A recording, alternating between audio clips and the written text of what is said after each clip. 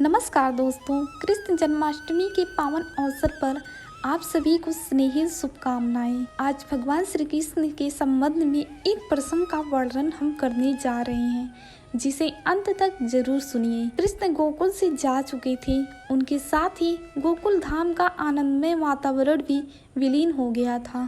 गोकुल वासियों के चेहरे से मानो हंसी ही गायब हो गई थी।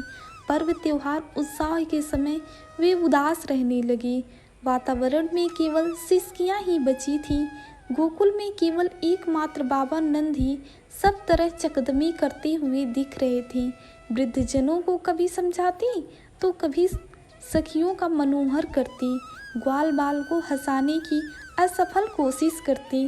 बाबा नंद को भी किसी ने रोते नहीं देखा। माता यशोदा के तो आंसू जब तक आंखों की पलकों के तटबंध को तोड़कर बाहर ना निकल जाती। माता यशोदा जानती थी कि बाबा नंद केवल अपना कर्तव्य का पालन कर रहे हैं।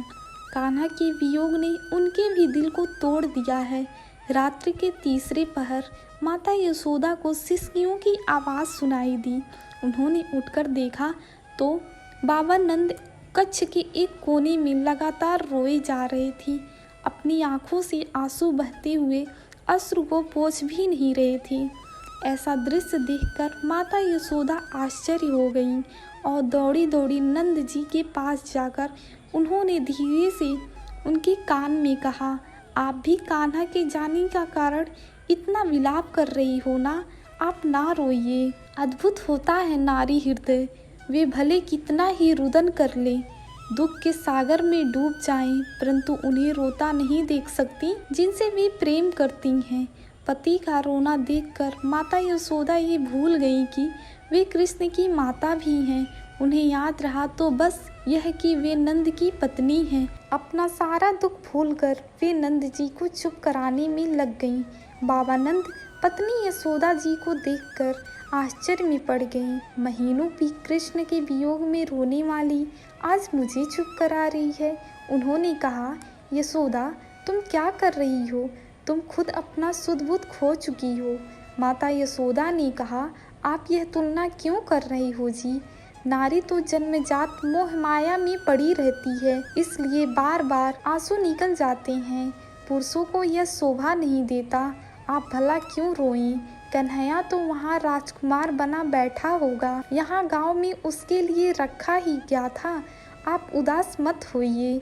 बाबा नंद ने अपनी उदासी तोड़ते हुए कहा कि मैं कान्हा के लिए कभी नहीं रोया। कान्हा के लिए रोने वाले गोकुल में बहुत सारे लोग हैं।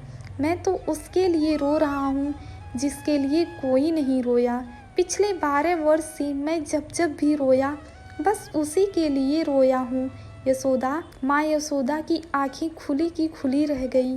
वे पूछी, कौन है वो? तो बाबा नंद बोले, माया। रोते हुए बाबा नंद ने कहा, तुम तो केवल कान्हा की माँ बनकर रह गई।